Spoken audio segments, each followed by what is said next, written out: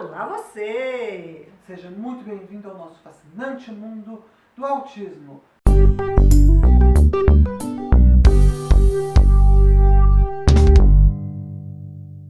Aproveita que você tá aí, se inscreve no canal, dá o seu like e compartilhe! É isso aí, minha gente. Início de ano, uma preocupação na família. E a escola?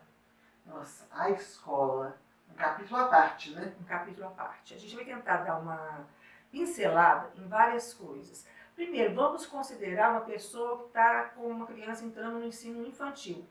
Né? Qual que é a melhor escola para sua filha, para o seu filho? Nesse ensino infantil, você tem que conhecer alguns. Eu sempre acho que é aquela escola que é da comunidade, que é do bairro, que é perto. Porque nós, mães e pais, a gente é tão atribulado que se a gente ficar assim, ai, tem uma escola maravilhosa, mas é do outro lado da cidade. Ok, um ano com esse desgaste do outro lado da cidade, já assim, invalida uma série de coisas que poderiam ser positivas. Para o Victor eu considerei isso, eu queria alguma coisa dentro da comunidade. E tinha, ainda bem, escola boa dentro do nosso bairro. Porque se não tivesse, né? E o que seria essa escola boa? Exatamente. É uma escola em que você pode ter estímulos para desenvolver o seu potencial de criança, nessa parte mais lúdica, da brincadeira, e de estimular as nossas deficiências da linguagem, por exemplo. Isso eu tive muito. E é verdade, gente, que aí está a LBI, Lei Brasileira de Inclusão, que não permite que qualquer escola, de qualquer nível, não aceite a matrícula de uma pessoa com deficiência. Ok. Mas a gente tem que ser bem realista e, num primeiro momento, há um medo, sim, da maior parte das escolas. Então, qual que seria a escola interessante? É aquela que você visita e que você reconhece bons profissionais. Porque o bom profissional, ele não tem medo do desconhecido. Ele não tem medo de crescer junto, de ousar. O bom profissional, ele entende de gente. Ele se encanta com essa diversidade, com essa neurodiversidade. Então, essa escola será uma escola interessante. Você vai conseguir isso do diretor ao coordenador, aos funcionários, aos educadores? Não. Porque as pessoas são diferentes. E a gente vive num mundo real, que as pessoas têm diferentes níveis de evolução mesmo, não? Então você vai tirar uma média. Se na média geral o seu filho for bem acolhido ali, vai ser muito importante. Que vamos supor, se o coordenador ele tem essa possibilidade do bom ser humano de entender de gente, de entender de educação. Então, nenhuma educação, nem mesmo inclusiva, cria medo nele.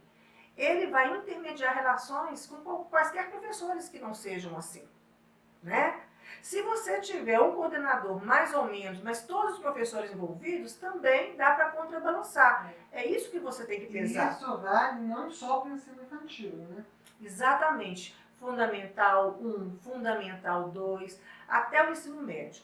Eu fui muito criticada, porque quando o Victor passou para o ensino Fundamental 1, depois para o Fundamental 2, as coisas que na adolescência começaram a pegar mais, e logo depois do ensino médio, eu falava com o Victor assim, meu filho, é horrível, é um saco, todo mundo tem que passar por isso e todo mundo consegue.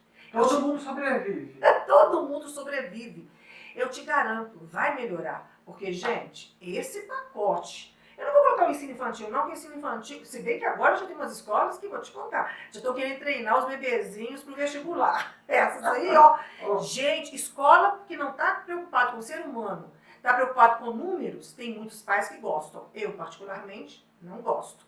Porque o que acontece? Se você construir... Se você investir num bom ser humano, esse bom ser humano, ele tem infraestrutura, ele tem essência para tirar de letra qualquer situação. Se você pega os nerds, no sentido de empreendedores, eu quero saber, lá na escola infantil, o índice de aprovação no vestibular aqui, o que vocês fazem para o Enem, etc, etc, etc. porque tem famílias que priorizam isso. Então, eles priorizam filhos que serão empreendedores. E serão de sucesso, ganharão muito dinheiro, mas serão aqueles chefes odiados, será aquela pessoa solitária, aquela pessoa que acha que é super inteligente, mas que não tem ninguém que compreenda. A precisa aprender a ser humano no sentido de lidar com os próprios conflitos, a gerenciar os conflitos que surgem ao redor dela. E isso, uma educação inclusiva, faz bem para todo mundo, tanto para os autistas, pessoas com deficiência, com condições neurodiversas, quanto para os típicos. E aí tem sempre aquela mãe, lamento, mas aqui a gente não tá para durar a pílula, tem sempre aquela mãe que fala assim, mas fulaninho e fulaninha estão atrasando o desenvolvimento do meu filho. Eu tenho culpa de ter tido um filho nessas condições, o meu filho pode ser prejudicado? 20 pessoas, 20 aluninhos vão ser prejudicados por causa de 2 alunos? Gente, a vida é muito mais do que um cronograma, um planejamento. A vida envolve aprender, descobrir, relacionar. Então eu fico encantada quando você olha as crianças e se surge um conflito ali, a maneira como elas estão preparadas ou elas se preparam para lidar com aquilo. Elas se fazem no processo, e assim elas se tornam adultos mais capazes, tanto no mercado de trabalho quanto na sua vida pessoal também. É a tal da inteligência emocional. Gente, eu tenho pavor, isso agora eu tenho pavor disso. Quando a gente sonha, filho, sonha uma série de coisas, a gente quer tudo assim, em condições de clima, temperatura e pressão maravilhosas para a gente ter o melhor resultado. Na vida não é assim. Às vezes essas variáveis, às vezes não, sempre as adversidades é que nos tornam melhores se a gente permitir. Porque tem gente que passa por adversidade e vai lamentar, vai chorar, vai se julgar infeliz, a vida não me deu oportunidade. Mas não é bem assim. Uma coisa que eu admiro muito no Victor é isso.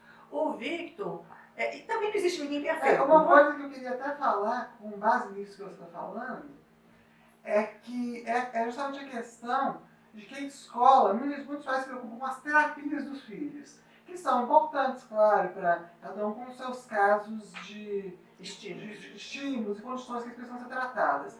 Mas a escola é uma das melhores formas da pessoa exercitar aquilo que ela aprende na terapia, porque é a forma que ela vai interagir com outras pessoas, que ela vai aprender a lidar com as questões do dia a dia mesmo. Como é que a gente aprende? A gente aprende relacionando. Então, como é que a escola... Na prática, né? E como é que a escola inclusiva vai aprender? Ela vai aprender ouvindo os profissionais que lidam com aquela criança também. Porque eu agora estou na escola, sou aluno.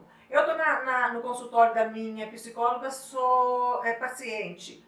Não, gente, eu sou a Selma, em qualquer lugar que eu vá. E aí, quando a escola dá abertura para essa troca de informações entre todos os profissionais e a família que estão envolvidos nesse processo, ela está priorizando o ser humano. Eu acredito na educação humanística. Eu acredito no professor humanista. Então, como é que é essa educação? É aquela educação que sabe que aquele aluno que entrou na minha sala, ele tem uma história antes. Ele tem todo um contexto e uma característica dele. Que tem que ser observada, que tem que ser conhecida. Por quê? Vai ser a partir daí que você vai poder entender como que você vai acessar o coração do seu aluno para acessar o cérebro do seu aluno. E isso a gente faz no processo. Sem emoção. O caminho se faz ao caminhar. O caminho se faz ao caminhar. Sem emoção, sem essa atitude de conquista, de conhecimento, não há como. Já estou imaginando aquele educador assim, legal, vem fazer isso com 70 alunos. Gente, eu e o Victor, a gente já deu palestras até para 450 pessoas. Eu estou fazendo uma comparação a grosso modo. A gente, quando ouve uma pessoa, a gente pode não lembrar o nome, mas a gente lembra o olhar, a gente lembra quaisquer características que nos remeta àquela pessoa que está conversando com a gente, porque ela é única. E a gente capta e a gente fica inteiro naquela pessoa como a mais importante naquele momento para a gente. Porque ela tem uma demanda única. Então, é para ficar bem fácil, para não falar assim, falar é fácil, difícil é fazer. A primeira coisa, não existe mais aquele educador que não estuda, que tem o mesmo plano de aula lá de 1900 Cafuringa. Cafuringa é bom, né? Não sei o que é isso, mas vá lá. Uma palavra antiga. Ridículo, nojento. Então, não tem, gente, porque a vida é dinâmica. Hoje a gente tem o mundo. Hoje a informação está toda na internet. Em tese, o aluno não precisa mais do mestre para ter acesso a todas as informações, para conhecer o mundo em seus detalhes. O que vai fazer a diferença, então? É a forma como esse educador vai fazer esse aluno enxergar essas informações. Porque o que a gente grava é o que fica marcado no coração. É o que passa pela nossa vivência, pela nossa experiência. O conteúdo ele é o mesmo para todo mundo, mas a forma é o que vai definir como a pessoa vai captar aquele conteúdo, como ele vai extrair aquele conteúdo, como ele vai utilizar e aplicar esse conteúdo. Então, qual que é a melhor escola para os nossos filhos? A gente vai gastar solinha de sapato para fazer pesquisa na comunidade, para fazer pesquisa com pessoas que estudam lá, para levar os nossos filhos não caiam no amadorismo que eu caí. Eu tinha uma escola que foi a melhor escola para o Victor, que foi o Colégio Padre Eustáquio, mas que de um primeiro momento ele não quis ir para a escola. Por quê? Porque a Gênia teve a ideia de levar na hora do recreio, gente. Um autista na hora do recreio. Dos adolescentes. Nossa, uma criança para uma confusão do adolescente. E assim, vou falar com vocês, eu também fiquei apavorada. Então, eu nem consegui dar segurança ao Victor, porque aquele tumulto mexeu muito comigo. Também. Eu só voltei lá para estudar lá anos depois. É isso aí. Então, assim, no fundo, o que faz toda a diferença na vida de uma pessoa é o ser humano. E a sua capacidade de ser humano, e a sua capacidade de ser humano, no sentido de ser empático. Exatamente, porque aí, gente, não existe salário baixo, não existe barreira, não existe nada. Existe gente querendo se manter atualizado, porque está convivendo com gente, porque colhe bons resultados, porque aí cresce, porque aí aproxima. E para fechar esse vídeo, eu gostaria de, como jornalista que sou, te pedir, Victor, para você contar em poucas palavras a sua experiência numa escola de Betim, a convite da professora Lourdes. Lourdes? Rose Teodoro. Rose Teodoro. Foi maravilhosa a experiência de falar para crianças, para adolescentes, né, de uns 14 De 11 a 14 anos. De 11 a 14 anos.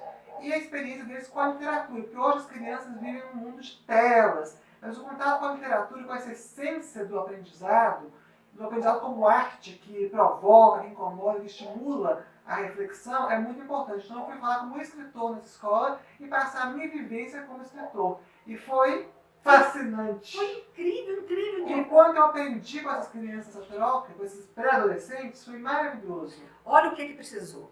Precisou de uma educadora antenada que foi a uma palestra, conheceu o livro do Victor, adquiriu o livro do Victor Outro Olhar, leu em sala o livro do Victor, ela é professora de literatura e ela promove depois o encontro com o autor. Pensem bem a riqueza para esses alunos dela, uma escola municipal de Betim. E eu fiquei encantada, porque vocês têm noção do que é alunos de 11 a 14 anos com os olhos assim grudados no Victor. E prestando atenção numa época que, vamos combinar, não é tão fácil assim de prestar atenção. Mas a gente já teve 11, 14 anos também, né, mamãe? Mas na realidade a professora tinha trabalhado, ali estava mais do que o Victor Mendonça, ali estava o ser humano Victor Mendonça, que escreveu tanta coisa bacana que ele escreveu, sabia? Que o professor, que o educador faz a diferença, porque ela construiu essa base, sempre sexy. É isso aí, gente. Então, nosso beijo para Rose Teodoro. Por mais educadores assim, nosso programa de hoje é em sua homenagem à sua escola. Eu sou péssima para lembrar nomes, devia ter trazido uma colinha, mas depois a gente fala, não tem problema, ou depois a gente escreve mandando um abraço para todo mundo, tá bom? Até o próximo programa. Até!